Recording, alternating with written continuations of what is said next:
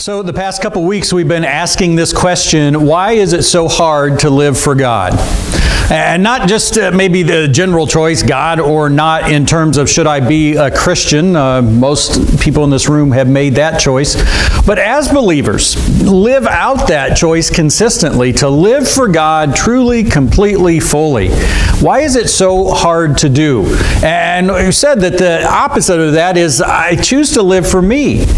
And it just doesn't make sense. The only way I could possibly think that living for me is better, and we've said, even if you want to think, all right, I'll be selfish and do what's best for me, okay, how in the world could I think that, all right, here's the creator of the universe who knows how everything works and has shown, just how wise he is, and I'm going to instead ignore what he says and do what seems best to me?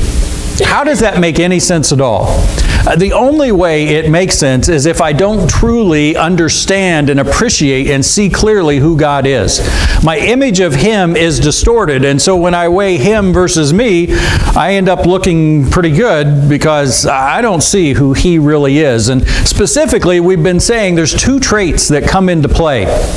Two, what I'm calling in the sermon series, lenses of looking at God and then looking through these lenses at life. And the two lenses we've said so far are God's control and His love. And God's control, I use that specifically instead of just His power, because God's control starts with His awareness of everything that's going on, and then His wisdom of what is best and the best way to bring it about, and then His power to do that. So God's control, and then everything He does with that control shows His love.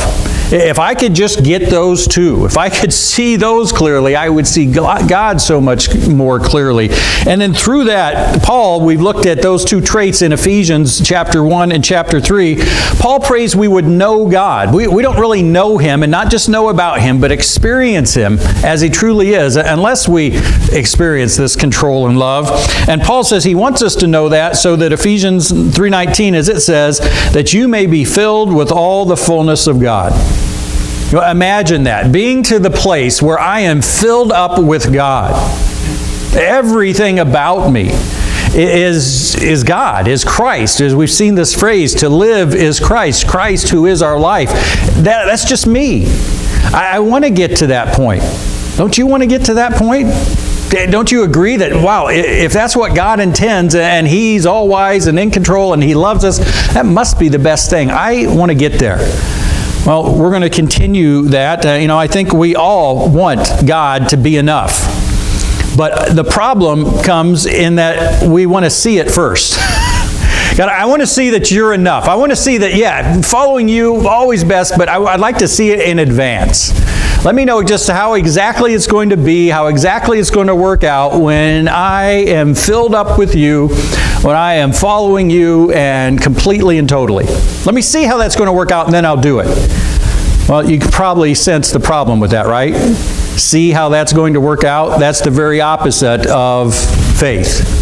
Faith is not the opposite of reason, it's the opposite of sight. And so we're trying to live this life that God from day one said is all about faith. We saw this in Sunday school. It's all about surrendering to me and depending on me. It's all about faith, and we're trying to say, yeah, but I want to see it first. And it will never work. It can't work. As Paul talks about this, he doesn't want us to know God's control and love so we can trust Him. He wants us to trust God's control and love so we can know God. That's how we come to know God, is by trusting in Him. And we see then what He does in our life. We experience it. We don't just know about it, we know it. We experience it. That's Paul's goal for us. And he says then, he talked about that in Ephesians 3:17. He said, so that Christ may dwell in your hearts through faith. That's how it happens. And Christ dwelling in our hearts is another idea, another metaphor for being just filled up. Christ dwells in me when His character permeates mine, when I live a life like He would live a life. Well, Paul says it happens through faith as I trust in God. And so as we've been looking in this series at these two key traits about God, we need to know to trust Him. Well, now we're going to start to look through these two lenses. And we're going to look at life in general. We're going to start with living. And we're going to look at a person we're all familiar with, Abraham. And we're going to be in chapter 22. I'm going to use the NIV text this morning, so if you have a choice on a tablet or something, you can open that one up. But as always, any Bible passage, you need the context, and certainly this one for Abraham. We're going to be looking at 22. We're going to look quite a bit at chapter 21, but you have to remember the whole story of Abraham. God called him from where he was living, and from what archaeologists have been able to tell, it was a pretty nice place. They had indoor plumbing. And God said, I want you to leave this rather nice place and go, well, I'll tell you later where you're going to end up. And Abraham, of course, did it. But one thing that was a central part of God's call to Abraham was a promise. He said, I'm going to make of you a great nation. You remember what the problem was? You can't be a great nation if you don't have any kids. And Abraham and Sarah didn't have any kids. And they were old enough. I know some of the earlier characters in the Bible didn't start having kids till they were like, 150 to 300. It was past that. Abraham was 75 when he was called. Sarah was 65. And they knew something's not going right. We should have kids, and they didn't have kids. And they still didn't for 25 years until finally Isaac is born. And that's what begins to set the stage for today here. And one thing as we talk about, this is the experience in Genesis 22 where God tests Abraham and says, sacrifice your son. And the one thing we don't know exactly how old Isaac was, somewhere between 12 to 20. But we know that they didn't have any other kids. It wasn't like, okay, now things have broke free and they're having more and more. Isaac was still their only child. And I know if you've heard this passage before, you've heard it emphasized, okay, God didn't want Abraham really to kill his son. Look, it says right in the text, God tested Abraham. But do you know what God was testing? What was God testing in Abraham? And I'm guessing, if we were to just start, listing off guesses, well, first of all, his obedience. God said do it. Is he going to do it? Yeah. His commitment. His willingness to sacrifice, his priorities, all of those are true, but none of them are the real thing that God is testing here. What is God testing in Abraham? We're going to see that. Yeah, what was it about his faith that wasn't there? And that comes into play right in the first verse where it says, sometime later God tested Abraham. Well, right there should tell you, that's not just random words. Sometime later, Moses, the author, under the inspiration of the Holy Spirit, is showing us, telling us that, hey, this harkens back to, you have to read this in light of what we've seen prior. And so you need to look back to chapter 21. Verse 22 is the incident that happened prior to this. We don't know exactly how prior, because it just says sometime later, but he's connecting these two. You won't understand chapter 22, what he's doing with Isaac, until you understand this. So it says in chapter 21, verse 22, at that time. Well, there's another one where it connects it, and that's connecting it to the birth of Isaac. So this whole thing is centered around the birth of Isaac, and then what's going to happen here. It says, Abimelech and Phicol, the commander of his forces, and they were the Philistines, said to Abraham, God is with you in everything you do. Now swear to me here before God that you will not deal falsely with me or my children or my descendants. Show to me and the country where you are living as an alien the same kindness I have shown to you. And Abraham said, I swear it. So here is this Philistine leader, and he's saying, you've been here for a long time, and he noticed, obviously, and we see little bits of information in the story of Abraham, he's become more and more powerful. Well, this Philistine commander looks and says, there might be a time where, you're approaching already the might of us, and you might one day be greater than us. And so he's saying, hey, let's make a deal here. Let's swear to me that you'll be nice to us when you get more and more powerful, because we were nice to you. Now, to whatever degree they were nice, we don't know, but he's saying that. And Abraham says, all right, I swear it.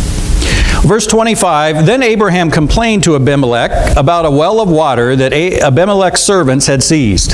Now, everyone knows how important water is, right? You can't live without water. But for most of us, that means, well, what's the big deal? You turn on the faucet, there's the water. Some of you probably have had experience with digging wells, and you know that's not an easy task even today. Well, think about it back then. The things they had to do to dig a well.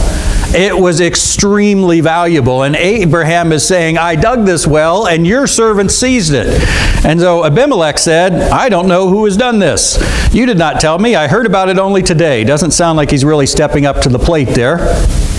So Abraham brought sheep and cattle and gave them to Abimelech, and the two men made a treaty. Now they just made an oath. This takes things even further. This isn't just, shake on it and swear. This is now an official treaty.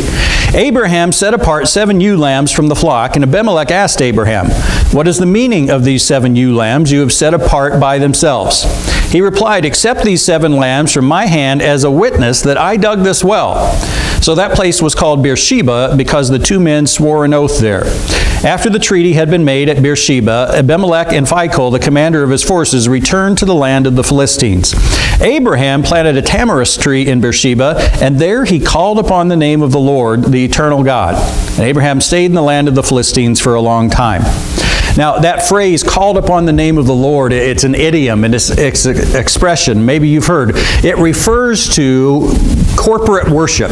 Not just a person in their private prayers to God, but a group of people worshiping God together. That's what that expression means. Whenever you see that, they called upon the name of the Lord. Well, I've known that for a long time, since Bible college, when my professor said, hey, here's what this means. I never really stopped to think about it, though, because expressions have some reason why you chose that expression to refer to what it is. Well, call upon the name of the Lord. Is that just that they're, hey, Lord? Yeah, I think it's a little more than that, right?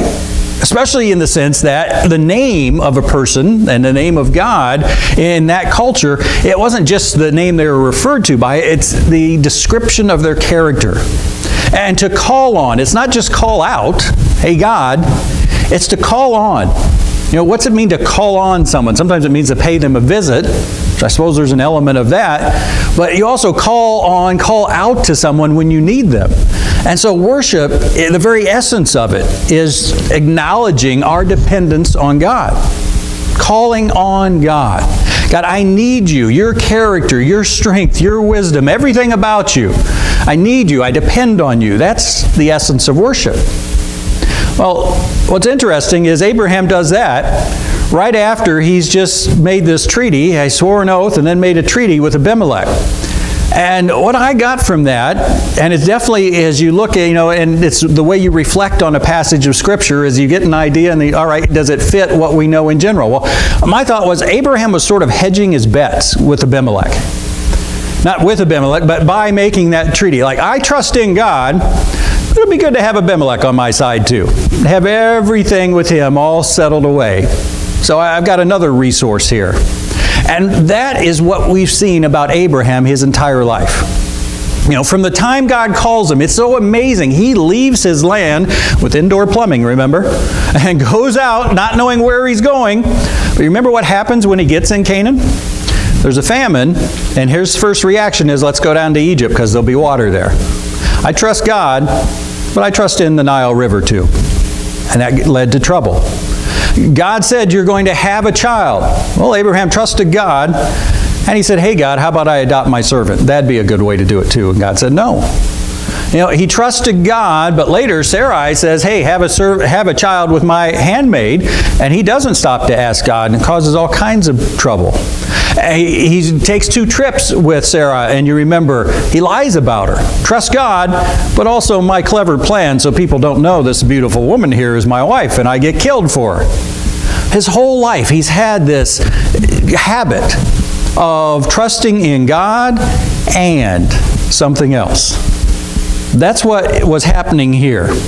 Well, that is the point then of sometime later. Sometime later, after his latest example of trusting in God and something else, God tested Abraham. And the test here isn't like a test necessarily in school where you study for a week or two and they say, all right, we're going to have a test over chapter 11. And the test, the point of it is, let me see what you've learned prior to the test. You don't really learn anything in the test. You see what you've learned prior. Well, this kind of test is like battle tested, where a soldier goes into the battle, and the battle itself is the test. And it doesn't just show what he has learned, it helps refine him. And this is like in James, where it says the testing of your faith produces perseverance. It doesn't just show if you have it, it produces it. Well, that's what this test was. God's going to see what he has, but the experience also is going to help him refine what's there. It's going to produce something. So sometime later, God tested Abraham. He said to him, "Abraham." "Here I am," he replied. Then God said, "Take your son, your only son Isaac, whom you love, and go to the region of Moriah. Sacrifice him there as a burnt offering on one of the mountains I will tell you about." Now we read this, and once again, we know the story, but stop and think about it. Father being asked to sacrifice his son. And you see that phrase there, "whom you love," and you think about this. And you think, how could a father do that? Now, there may be moments where you're like, yeah, I get it. I get how he could do that to the child. Yeah, I got some kids. No. But we know in general, whom you love. But I think we miss out on your only son. It wasn't just, oh, that shows how much he loves him. Remember what the big picture is here. This whole time that God has called Abraham, these 25 years until he's born, another 12 or 20 years since he's been born, and he's still the only son, it's all been about this promise. I'm going to make a great nation of you. Well, not only do I love this kid, Isaac, but he's the key to this great nation. And Abraham's being asked to sacrifice him. That's what Hebrews said. In Hebrews 11, by faith Abraham, when God tested him, offered Isaac as a sacrifice. He who had embraced the promises was about to sacrifice his one and only son, even though God had said to him, "It is through Isaac that your offspring will be reckoned." So this isn't just about he loves him so much, but everything his life has been focused on for 35, 40, 50 years is now in jeopardy. So verse 3, early the next morning, Abraham got up and saddled his donkey. He took with him 2 of his servants and his son Isaac. When he had cut enough wood for the burnt offering, he set out for the place God had told him about. Now, I couldn't help but notice a couple things there. I'm thinking early the next morning. Like if there was ever a day to sleep in, wouldn't that one be it? Like I don't really want to get up early the next morning if that's what's coming. And then the other side of this is he cut enough wood. Obviously, he knew where he was going. There wouldn't necessarily be enough wood. And so my thought was, wouldn't it be tempting to cut not enough wood? And you get there and say, oops, God, I don't have enough wood. And we're going to see it's 3 days away. And so I have to go back, God. And you're like, maybe you'll change your mind, 3 days there, 3 days. Oh, but he gets up early, cuts enough wood. Verse 4, on the 3rd day, and even that, it's one thing to hear. Have you ever, like, you know something, you're called to something, you're like, all right, I'm going to do it. And then what happens to that commitment and that fervor and that dedication as you begin to think about it sometimes? 3 days he had to think about it. Abraham looked up and saw the place in the distance. He said to his servants, "Stay here with the donkey while I and the boy go over there. We will worship, and then we will come back to you." Abraham took the wood for the burnt offering and placed it on his son Isaac, and he himself carried the fire and the knife. And the 2 of them went on together. Isaac spoke up and said to his father Abraham, "Father?" "Yes, my son," Abraham replied. "The fire and the wood are here," Isaac said, "but where is the lamb for the burnt offering?" Abraham answered, "God himself will provide the lamb for the burnt offering, my son." And the 2 of them went on together. He uses that phrase twice, went on together. And so not only did he have 3 days to think about it, but he's got however long it takes to walk from where he left the servants up to the place, walking with Isaac. At first, when God told him to do it, it was just Abraham by himself. But here he is with his son as they go on together. Well, you look at that, and at least my question is how? How did Abraham do that? Because, we see what he did, and sometimes, you probably all heard of the expression, the acronym, whatever it is, WWJD, what would Jesus do? I usually know what Jesus would do. That part's not the problem. For me, the more important acronym is HDJD. How did Jesus do it? I don't know how you fit that in. But that's really the tough thing. How did he do it? How did Abraham do this? Well, if we look a little bit, we can see how Abraham do this. Well, you probably, if you've heard this story before, you've heard verse 5 emphasized, right? Stay here with the donkey while I and the boy go over there. We will worship, and then we will come back to you. Not just me. He knows he's going up to kill his son. He says, we will come back to you. Well, why does he think we will come back to you? Hebrews 11:19 said, Abraham reasoned that God could even raise the dead. Apparently Abraham thought, I am going to kill my son, but God's going to bring him back to life. Now, why did he think that? Had Abraham seen? Is that like a common thing? People die, they just pop back up. No. But what we do see in Romans chapter 4, verse 19 says, without weakening in his faith, Abraham faced the fact that his body was as good as dead, since he was about 100 years old, and that Sarah's womb was also dead. This is talking about, again, 25-ish years, 24, from the time God called him, when they were already barren. They hadn't had a child yet, but Abraham still trusted God. He said, my body's as good as dead, Sarah's body's as good as dead, but God can do it. And God did bring life out of their dead, from a fertility point of view, bodies. And so Abraham reasoned, if he could do it then, in that way, he can do it now. And faith is not the opposite of reason. It's entirely based on reason. Don't ever forget that one. And that's how Abraham could trust this. That's why he thought that. Now, nowhere does it say in this passage that Abraham trusted specifically in God's control and love. I wish it did. It'd just make the sermon series, just tie it all together. But you see that. You see exactly, because he'd experienced God's control and his love. And, it's even better in the sense as it shows us we've got to reflect. You have to read the good book like a good book if you want to see what's the lesson God's giving us here. Abraham had seen God's power. He'd seen his control. Think of all the things that had happened in Abraham's life. Think of how God had protected him from the people at times. Think of the battle when Lot was taken and he goes and overcomes him. Think of all the things that Abraham had experienced. He'd seen God's control, and he knew God was using that control because he loved him. He'd seen those over and over. And so he looked through those two lenses of God's control and his love, and he trusts him here. He trusts him. When God says, sacrifice your son, he trusts. Somehow it's all going to work out. God's going to bring him back from the dead. There's this promise God has made through Isaac. Not just through any child, through Isaac. It's got to happen. We can't just pick and choose, God, I trust this is going to happen, and God has to do it. But Abraham had the promise. It's going to happen through Isaac. He could trust, and he did. Well, verse 9 says, when they reached the place God had told him about, Abraham built an altar there and arranged the wood on it. He bound his son Isaac and laid him on the altar on top of the wood. Then he reached out his hand and took the knife to slay his son. But the angel of the Lord called out to him from heaven, Abraham, Abraham. Here I am, he replied. Do not lay a hand on the boy, he said. Do not do anything to him. Now I know that you fear God, because you have not withheld from me your son, your only son. Abraham looked up, and there in a thicket he saw a ram caught by its horns. He went over and took the ram and sacrificed it as a burnt offering instead of his son. So Abraham called that place, the Lord will provide. And to this day it is said, on the mountain of the Lord it will be provided. All right, go back to our original idea. God tested Abraham. What did he test? His faith, but specifically in what sense? What had been Abraham's problem prior to this time? He always trusted in God, but God and other things. I trust you, God, who I can't see, even though I've seen you do all kinds of things.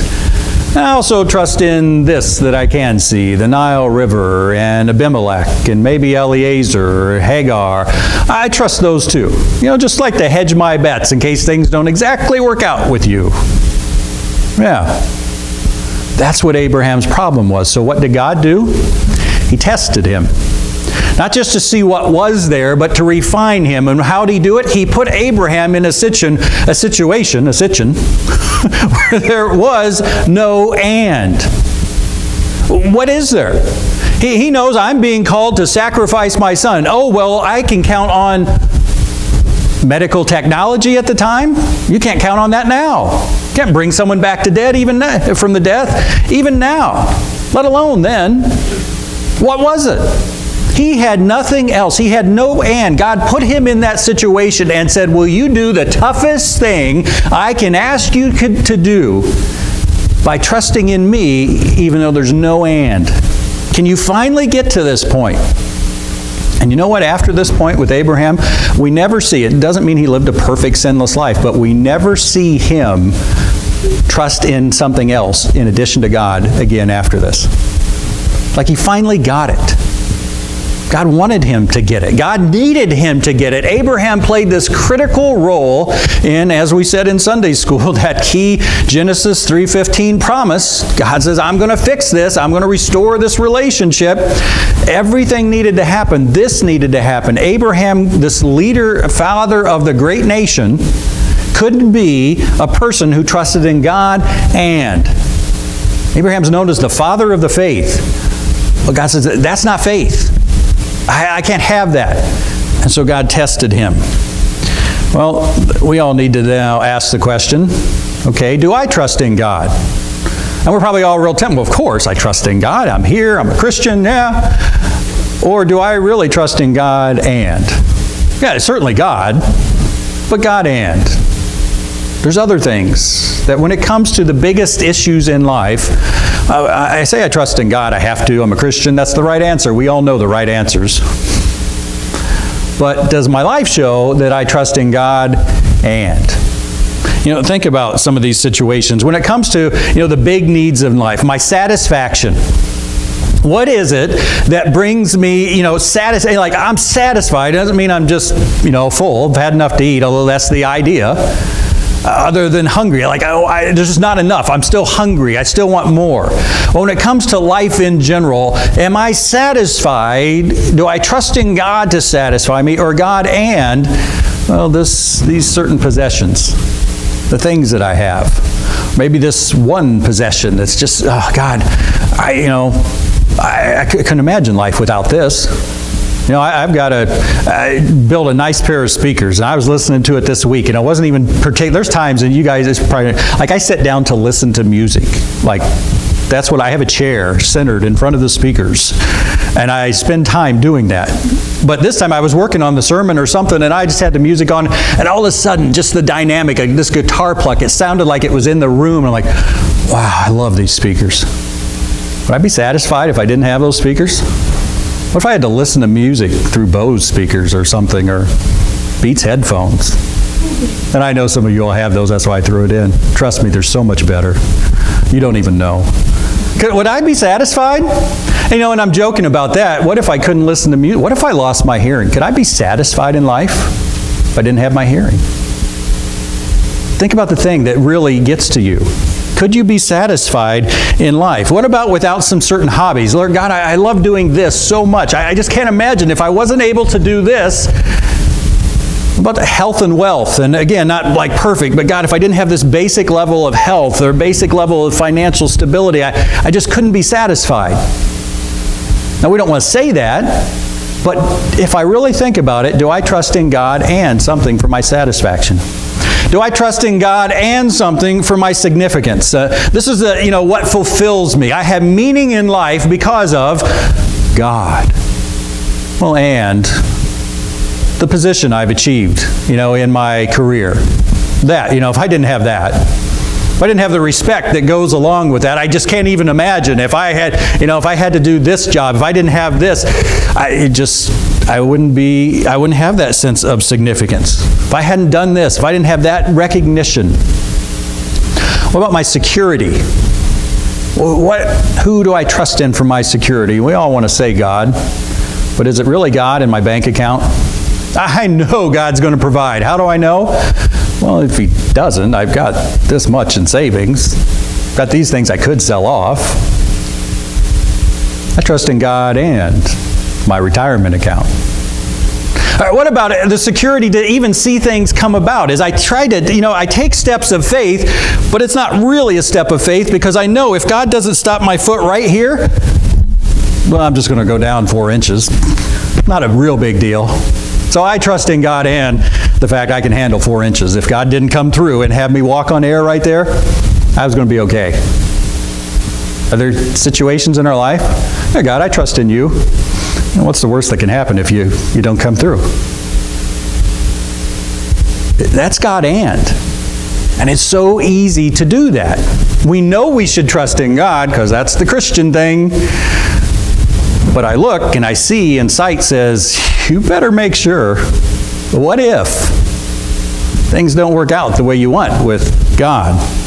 Maybe we start, and maybe we think, okay, I'll start with God and. I'm a relatively new Christian. I've been there for a while, but I'm really ready to take it. And so I'll start with God and then I'll work up to God.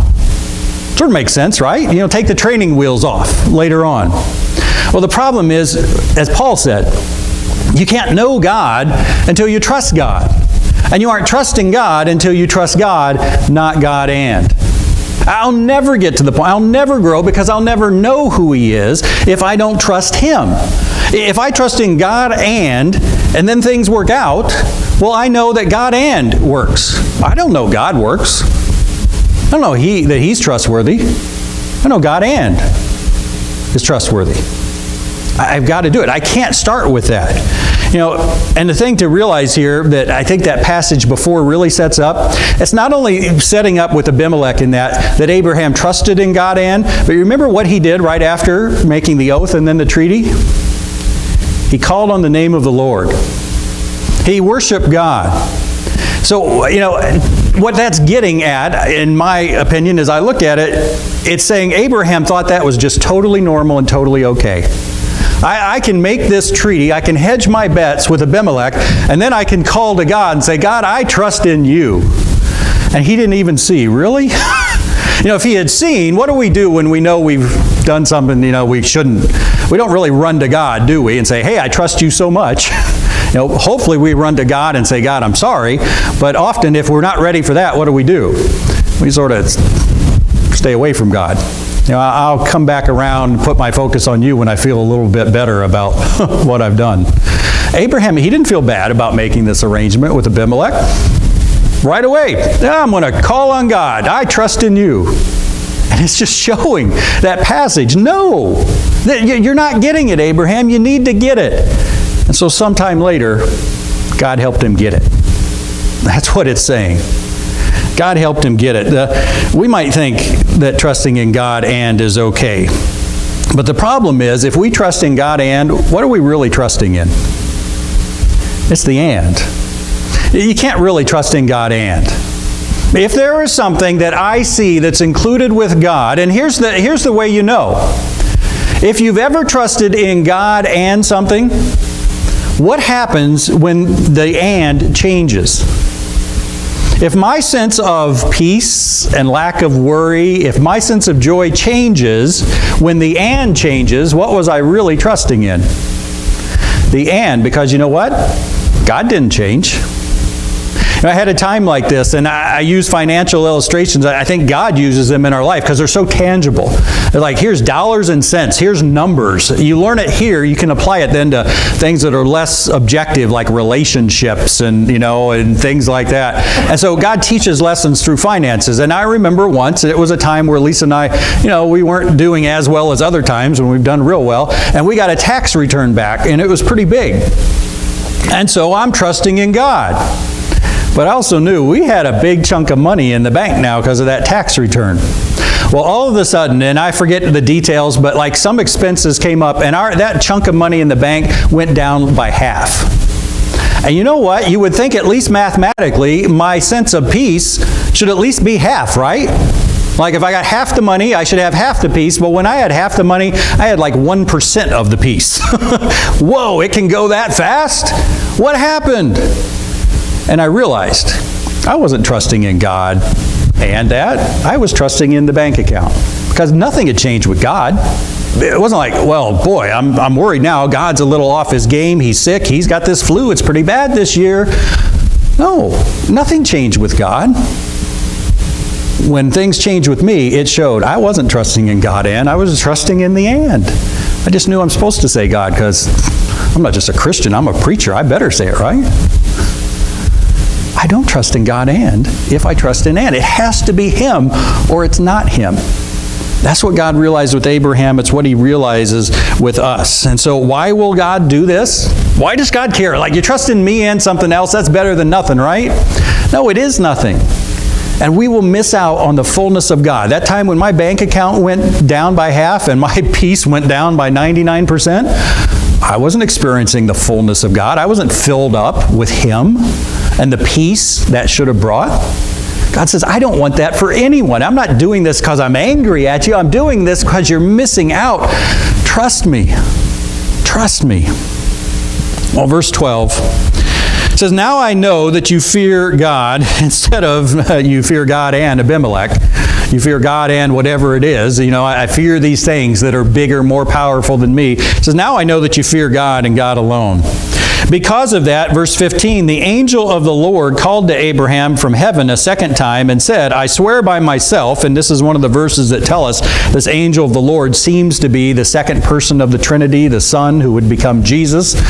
It's Him, because an angel wouldn't swear by myself, but who else is God going to swear by, right? I swear by myself, declares the Lord, that because you have done this and have not withheld your son, your only son, I will surely bless you and make your descendants as numerous as the stars in the sky and as the sand of the seashore. Your descendants will take possession of the cities of their enemies, and through your offspring all nations on earth will be blessed because you have obeyed me. Now, do those promises sound familiar? God had already promised those to Abraham. I read this and I'm like, hey God, you already said it. Now you're going to do it because he was willing to sacrifice his son? Like, you can't change things afterward, can you? Well, God hadn't changed things. When God made this promise to Abraham, it was with the understanding, you're going to trust me in this relationship. I'm going to work toward, I'm going to help you get there, but you have to trust me. You know, it's a little bit like when we bought our daughter a cell phone. A decision now that people realize, and us too, probably not a good idea, but we did at the time, but we did it for communication, and I remember that's what comes to mind, is she didn't take her cell phone somewhere, we wanted to call her, she didn't have it. And we said, hey, we didn't buy this for you so you could use it when you wanted to call your friends, we bought this to have a lifeline to you. If you don't do that, you don't get it. We didn't change the conditions, that was the condition to start with. Same thing. God didn't change the conditions on Abraham. Oh, you better trust me or I'm taken away. No, that was what the promise was made with. I'm going to do this. You trust me. That's the nature of our relationship. We saw this in Sunday school. God created us to be dependent on Him. That's the essence of things for Abraham and for us. You know, the things God wants to see happen, the big things, and He wants to see big things happen with us personally, every church. God's not settling for just good enough. Never. But the only way those can happen is if we trust in God, not God and. The reason we stumble through life, the reason churches stumble, is because we trust in God and this. God and these things that I can see. Again, that's true personally, it's true as a church. I've seen churches that, we trust in God. But boy, we better have the most awesome music program too, and we need these videos, and wow, if we don't have these bumpers playing, how are people, and we don't move to this spot, and no. If we don't trust in God, we're not trusting in God. Simple as that sounds.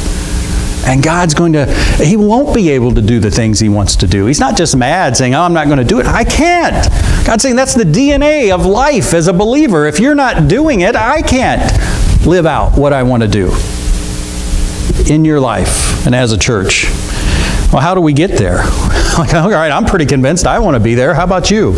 How do I get there to God alone? Well, I've got to allow God to do what He did with Abraham, to strip away all the ands. To take the things that I am tempted to trust in God and this, and somehow take those off the table. Whatever that means. If it means the bank account going down by half, all right, God says that's what I'm going to do, so you start to get this. If it means losing something, you just say, I couldn't live without that. I live for God, but yeah, I couldn't live without that. Be careful. God may take that away so you can come to the point and realize, no, it is me. And so I tell you, after this sermon today, be ready for a test. That's really true about any time. But be ready for God to say, all right, I saw you shaking your head in church. Did you mean it? I'm going to take away this thing that you've been relying on, you've been hedging your bets with. We need to get to the point, as Paul said in Ephesians, that we gnosko God. It's not just, I know God's in control and loves me. I've experienced it. And the only way that happens is by trusting. So what will I do now? I put down there, truly examine. Am I trusting in God or God and? And the way to know that is what I've said before. Does my peace and joy, does my worry, does it fluctuate? Like I'm really at peace until this happens. All right, what was it that caused that lack of peace? What was it that caused a spike in worry? What changed? Chances are, it was not God, right?